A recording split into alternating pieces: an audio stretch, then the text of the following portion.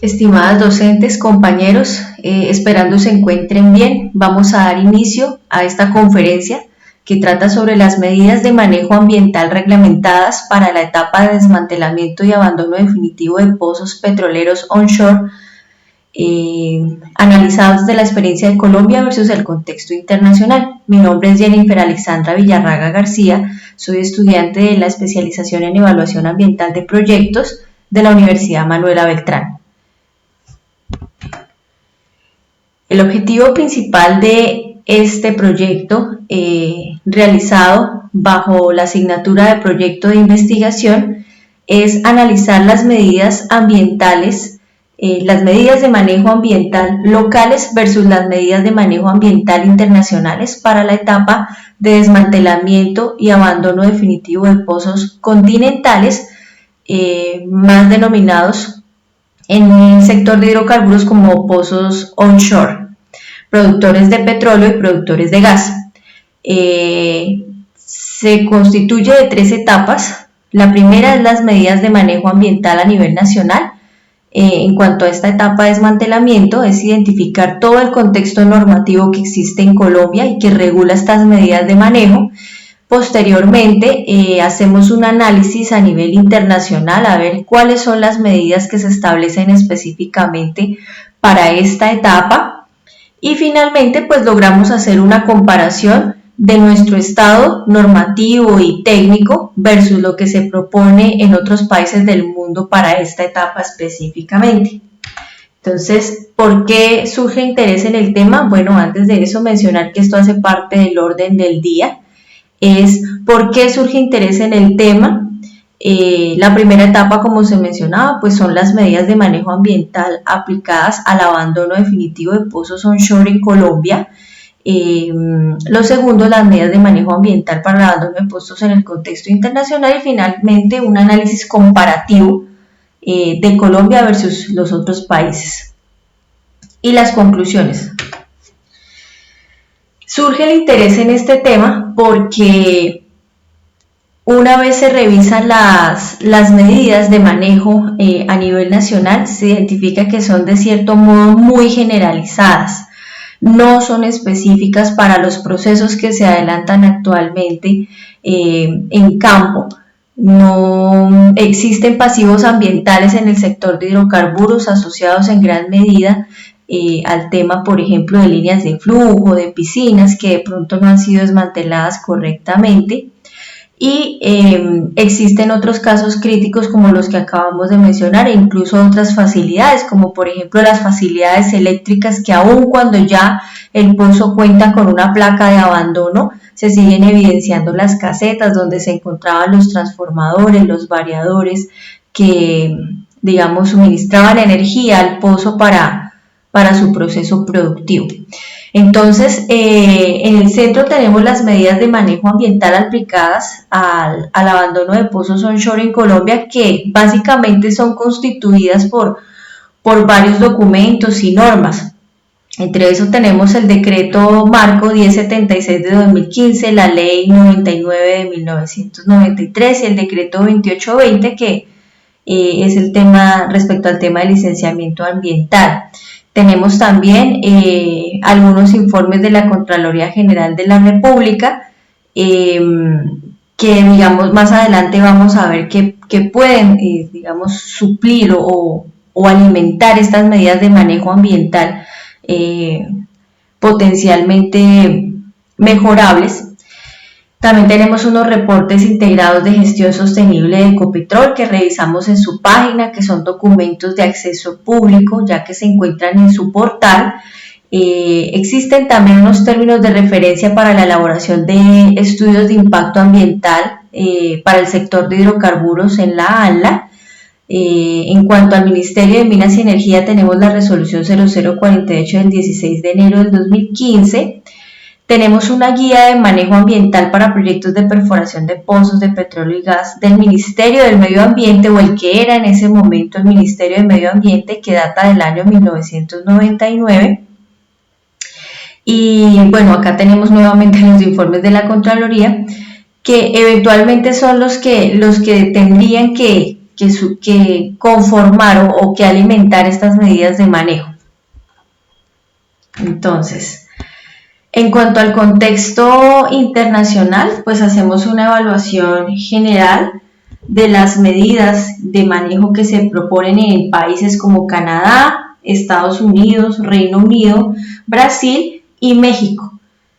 Entonces encontramos que generalmente para estos países hay unos entes reguladores o digamos autoridades, lo que para nosotros es aquí la autoridad ambiental, la ANLA, que regulan esas medidas de manejo en cuanto al abandono definitivo de pozos. Es importante aclarar que solamente delimitamos nuestro estudio a la parte de pozos continentales o en tierra, que en la bibliografía o en el contenido del web, en el contenido web se encuentra como pozos onshore. Pero curiosamente dentro del análisis internacional se encontró que gran parte de la información que existe en cuanto a estas medidas de manejo y técnicas de taponamiento están para los pozos de alta mar o offshore. Entonces eso es algo que también es importante mencionar. Entonces iniciamos para el caso de Canadá. Existe un ente regulador que es la AER, se conoce como la AER, es el regulador de energía de Alberta, Canadá. Y respecto al tema de abandono de pozos, indica que pues no es necesaria la aprobación del ente regulador cuando se trata de un abandono rutinario, simplemente pues se crea un documento y ya, muy similar a lo que sucede acá en Colombia. Pero pues si el abandono no es rutinario, pues hay que informar sobre esos riesgos potenciales. También es importante mencionar que hay una etapa de planeación para el abandono del suelo, del subsuelo. Y en Canadá se maneja una figura muy importante, muy llamativa para nosotros, que es la del fideicomiso. Es un dinero que administra la autoridad allá para que se garantice el desmantelamiento y el abandono total del pozo, que en algún momento fue productivo. En cuanto a Estados Unidos, identificamos experiencia en el estado de Texas, en donde se tiene establecido que una vez se realiza el taponamiento del pozo, se debe rellenar el contrapozo, que es pues, el espacio de seguridad en caso de afloramiento, y se debe realizar un vaciado de contenedores, recipientes, tanques, tuberías y líneas de flujo. Aquí hay que prestar atención porque casi siempre se menciona el tema de líneas de flujo, pero no se menciona que también deben retirarse las que son enterradas o que están en el subsuelo. Dice que también está regulado por la APA,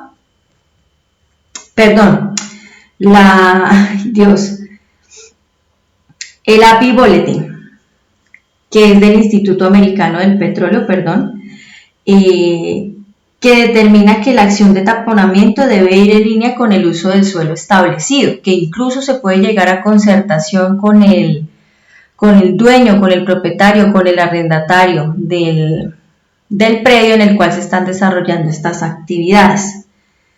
En cuanto al Reino Unido, tenemos que el abandono de pozos es regulado por la Energy Act del 2008, que modificó la Petroleum Act de 1998. Esa es la norma en la cual se constituye como la guía de lineamientos técnicos a seguir para esta etapa de desmantelamiento y abandono. Básicamente define que se debe presentar un plan de desmantelamiento que incluye las características técnicas de remoción de las instalaciones de forma muy detallada y pues algunas alternativas de gestión para los activos o las estructuras que se retiren. También existen unos lineamientos o lo que se denominan guidelines en la página de LOGUC, que esa es la página de Oil and Gas del Reino Unido, pero especialmente enfocan su atención en la parte de offshore, teniendo en cuenta la ubicación geográfica del Reino Unido, pues es mucho más fácil encontrar información para pozos perforados en alta mar. Sin embargo, pues se toman estas medidas porque pues no son útiles para nuestro objeto de estudio. En Brasil, el ente regulador es la Agencia Nacional do Petróleo, Gas Natural y Biocombustibles de Brasil, y mediante la resolución 046 del 2016 se establece el régimen de seguridad operacional para integridad de pozos de petróleo y gas, que incluye temas de integridad en la fase de abandono y que debe realizar el último operador del contrato. Eso también lo mencionan en otras experiencias de los países anteriormente mencionados, y que debe estar a cargo de el último, digamos, en caso de cesión de licencias, debe estar a cargo de la corporación o del organismo que recibe ese activo, y es quien debe garantizar el desmantelamiento y abandono exitoso de ese pozo. Entonces, una vez se ejecuta el plan, se debe entregar un informe de evolución del área, esto lo establece Brasil, donde se describan todas las actividades que se ejecutaron y el análisis de resultados, así como acuerdos con los propietarios para uso de tierra y enajenación de bienes, es decir, qué va a suceder con esas tierras una vez se realice el desmantelamiento y una vez se realice la recuperación del terreno. Para el caso de México, es muy particular porque la Comisión Nacional de Hidrocarburos de México hace también una evaluación a nivel internacional de cuáles son las medidas que deberían ejecutarse, y llega a una conclusión muy importante, y es que realmente, tal como hemos llegado nosotros en esta investigación, es que solamente se centran en la parte técnica del taponamiento del pozo como tal, es decir, el proceso de cementación y de todos los tapones que debe llevar el ducto mediante el cual se hizo la extracción de petróleo o de gas, pero pues mejor dicho, se olvida casi que por completo el tema de restauración ambiental, que debe ser, tenido en cuenta desde el punto de vista de impacto social, de todos los componentes, de fauna, de flora, porque pues es una zona intervenida fuertemente, y que pues realmente el cierre y abandono de un pozo no debería limitarse a que tú lo clausures y que ya el fluido no salga a la superficie ni contamine acuíferos. Eso es muy importante, ¿sí? Pero pues las medidas, digamos, a nivel superficial también son importantes. Ahora hay otro tema, y es que respecto al análisis comparativo de Colombia versus el contexto internacional, se identifica que en algunos casos los pasivos ambientales aparecen cuando estas medidas no son lo suficientemente claras. Conociendo casos, por ejemplo, donde las líneas de flujo se dejan enterradas porque, según, digamos, el comité o el grupo de expertos que realiza el tema de desmantelamiento y abandono, resulta ser de menos impacto para el entorno que si se retirara la tubería. Por ejemplo, cuando las líneas de flujo están por debajo de un cuerpo de agua superficial, llámese un caño o una laguna, o sea, resulta ser que genera más impacto. Pero pues digamos, la reflexión en este caso es qué representa mayor impacto a mediano y largo plazo, porque es una tubería que está enterrada y no corresponde naturalmente al medio, y de eso difícilmente se tiene, digamos, una trazabilidad de lo que se encuentra en campo. Además, esos suelos, lo ideal es que estén, que sean como entregados a la comunidad o al propietario, y que puedan ser nuevamente utilizados. Esto de alguna forma limita la